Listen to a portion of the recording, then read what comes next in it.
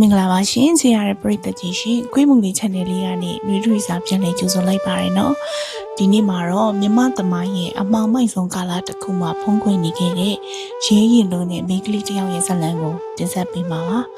ဒီဇာတ်လမ်းလေးကပကံခေဦးကာလစံစစ်သားမင်းကြီးမပေါ်ထွန်းခင်အချိန်ကပကံပြည်ကြီးကိုတုံ့လုပ်စေခဲ့တဲ့နဂတိုင်မင်းသမီးရှင်မွန်းနုရဲ့အကြောင်းပဲဖြစ်ပါတယ်မင်းသမီးလေးတစ်ပါးကဘလို့လုပ်ပြီးကြောက်မက်ဖွယ်ကောင်းတဲ့ငကားကြီးကိုရင်ဆိုင်ခဲ့ရတာလေ။သမိုင်းမှာဘာလို့ဒီအကြောင်းအရာတွေကပြောင်းကွယ်နေရတာလဲဆိုတာကိုနားဆင်ကြည့်လိုက်ရအောင်ရှင်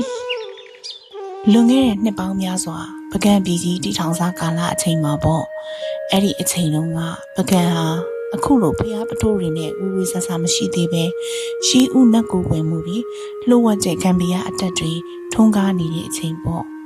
မြို့တော်ရဲ့အစွန်အဖျားမှာရှိတဲ့တောင်တန်းကြီးတွေပေါ်မှာရှင်မွန်းနုလို့ခေါ်တဲ့လှပကြော်ရှင်ပြီးတတိရှိတဲ့မင်းသမီးလေးတစ်ပါးရှိခဲ့ပါတယ်။ရှင်မွန်းနုကတခြားမင်းသမီးတွေကိုနန်းတော်ထဲမှာကြပြလင်္ကာတွေရေးစက်နေုံနဲ့အားမရပဲရှေးဟောင်းပရပိုက်တွေကိုလေ့လာရတာစေဝါပင်ပညာတွေကိုလိုက်စားရတာကိုပို့ပြီးဝါသနာပါသူပါ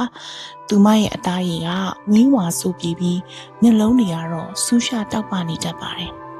ညစဉ်ညတိုင်းလူတွေအိမ်မောကြနေတဲ့အချိန်မှာရှင်မွန်းနုကနန်းတော်ရဲ့လှုပ်ဝက်စာကြည့်ခန်းထဲမှာရှေးဟောင်းပရပိုက်ဖြူတွေကိုဖတ်ရှုနေလေးရှိပါတယ်သူမရှာဖွေနေတာက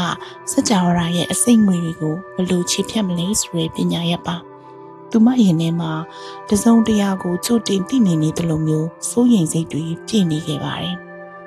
တနေ့မှာတော့ပကံပြည်ကြီးရဲ့ကောင်းကင်ရံဟာမိခင်းကြောင်တောင်မှာပဲမဲမောင်သွားပါတော့တယ်အေယာရီမြေရေဟာလည်းပုံမှန်မဟုတ်ပဲနေရဲလာပြီးစူပွက်လာခဲ့ပါတယ်မြို့သူမြို့သားတွေကဘာဖြစ်နေမှန်းမသိပဲကြောက်လန့်တကြားနဲ့လက်ကုန်းတွေမှာဆူတောင်းနေကြပါတယ်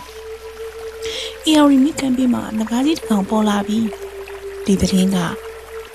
မြို့တွေကိုနှိမ့်စီလို့ပြန့်နှံ့သွားပါတယ်ဒီငကားကြီးဟာရိုးရိုးငကားမဟုတ်ပဲကာလငကားလို့ခေါ်တဲ့ကဘာဦးကလေးကတည်ရှိနေခဲ့တဲ့နတ်ဆိုးငကားကြီးဖြစ်နေတာပါ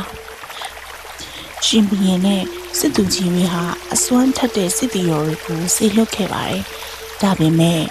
ငကားကြီးရဲ့အနီးနားကိုတော့မကတ်နိုင်ပဲအားလုံးဟာအစိတ်ငွေတွေကြားမှာလေးကျကုန်ကြပါတယ်ပကံပြည်ကြီးရဲ့ကံကြမ္မာဟာမှောင်မိုက်နေခဲ့ပါပြီဒီအချိန်မှာတော့ရှင်မွန်းနုဟာငြိမ်နေလို့မရတော့ဘူးဆိုတာသိနိုင်ရပါတယ်။သူမရဲ့အဖိုးဖြစ်သူရှေးအပိဓမ္မာဆရာကြီးစီကရခဲ့တဲ့ပရင်ပရပိုက်ကိုဝင်ဖတ်လိုက်ပါတော့တယ်။အဲ့ဒီထဲမှာငကားရဲ့အစိမ့်ငွေကိုကာကွယ်နိုင်တဲ့နဝရက်9ပါးစီမုံဖော်ဆက်နေပါရှိပါတယ်။မင်းသမီးလေးကတညလုံးမအိပ်ပဲဆေးတွေကိုဖော်ဆက်နေခဲ့ပါတယ်။သူမရဲ့လက်ချောင်းလေးတွေဟာစီးပင်စီးမြစ်တွေကြားမှာအလုံးရှုံနေပြီးပါဇက်ကလည်းရှေးဟောင်းပါဠိမန္တန်တွေကိုတူတူလေးရွတ်ဆိုနေပါတယ်။သူမသိပါတယ်။ဒီတိုက်ပွဲဟာလက်နက်နဲ့တိုက်ရမှာမဟုတ်ပဲ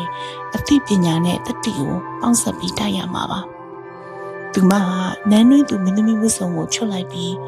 ရိုးရှင်းတဲ့ပူးဖြစ်အောင်ဝတ်စုံလေးကိုဝတ်ဆင်လိုက်ပါတယ်။ခါမှာတော့သူမကိုယ်တိုင်စီရင်ထားတဲ့ပရင်ရောင်လန်တုံလေးကိုချိတ်ဆွဲလိုက်ပါတယ်ပြီးတော့သူမရဲ့စေးတုပ်လေးကိုကင်ပြီးမြင်းတစည်းနဲ့တိတ်တဆိတ်နန်းတော်ထဲကနေထွက်လာခဲ့ပါတယ်ငကားကြီးဟာတူရင်တောင်ရဲ့ကူကြီးတစ်ခုထဲမှာခိုအောင်နေတာပါရှင်မွန်းနုဟာကူဝကိုရောက်တဲ့အခါအလုံးအပြင်းထန်တဲ့အပုံနဲ့အစိမ့်ငွေတွေကိုခံစားလိုက်ရပါတယ်သူမဟာချစ်ချင်းပဲသူမဖော်ဆက်ထားတဲ့စီမုတ်တစ်စုပ်ကိုဒီလေးကိုဝဲပြစ်လိုက်ပါတော့တယ်အဲ့ဟောစရာကောင်းတာကအဲ့ဒီစီးမှုတွေဟာရွှေရောင်အလင်းနဲ့နေအဖြစ်ပြောင်းလဲသွားပြီးသူမကိုဝန်းရံသွားပါတယ်။ဒါကသူမအတွက်အစိမ့်ငွေကားခဲ့ရင်တိုင်းတစ်ခုပါပဲ။သူမကူလေးကိုခြေတန်းမှန်မှန်နဲ့ဝင်သွားပါတယ်။ကူထဲမှာတော့အလုံးကြီးနဲ့ငကားကြီးတစ်ကောင်ကိုတွေ့လိုက်ရပါတော့တယ်။ငကားကြီးရဲ့မျက်လုံးတွေကမိခင်းလိုမြင်ရင်းနေပြီးရှင်မုန်းကိုမြင်တဲ့အခါဒေါသတကြီးဟိန်းဟောင်းလိုက်ပါတယ်။ငကားကြီးကမိတော့ဒီနှုတ်ထုတ်လိုက်ပြီးနေရှင်မွန်းကမတုံမလှုပ်ပါဘူးသူမပြင်းနေတဲ့အချိန်နဲ့ငကားရဲ့ကိုယ်ပေါ်ကိုခုန်တက်လိုက်ပါတယ်ငကားကြီးကသူ့ရဲ့အမင်းနဲ့လိုက်ပို့ပြီးသူမကိုချိန်မုန်းလို့ကြိုးစားနေတယ်ရှင်မွန်းကငှက်ကလေးတစ်ကောင်ကိုပြင်းမြန်စွာရှောင်းတိန်နေပါတယ်ဒီလိုစစ်တရားမအောင်မနိုင်ဘူးကာလနကလူရှင်မွန်းက ရေးရင်စီကိုပြောလိုက်ပါတော့တယ်တိုက်ပွဲကနိုင်ပေါင်းများစွာကြာမြင့်ခဲ့ပါတယ်ရှင်မုံတို့ကသူ့ရဲ့ကိုယ်ပေါ်မှာဥပ္ပေတရားတွေပြည့်နေနေပေမဲ့သူမရဲ့မျက်လုံးမှာတော့အရှုံးမပေးသေးပါဘူးငကားကြီးဟာမောဟိုက်လာပြီးသူ့ရဲ့အားနည်းချက်တဲ့မျက်လုံးအလေးကငကားမျက်လုံးကိုဖွင့်လိုက်တဲ့အချိန်မှာရှင်မုံတို့ကအခွင့်အရေးကိုမြင်နေရပါတော့တယ်သူမရဲ့ပြင်းလန်တို့ကိုအားကုန်ွယ်ပြီးငကားရဲ့မျက်လုံးတက်တဲ့ကိုပြစ်ပေါက်လိုက်ပါတယ်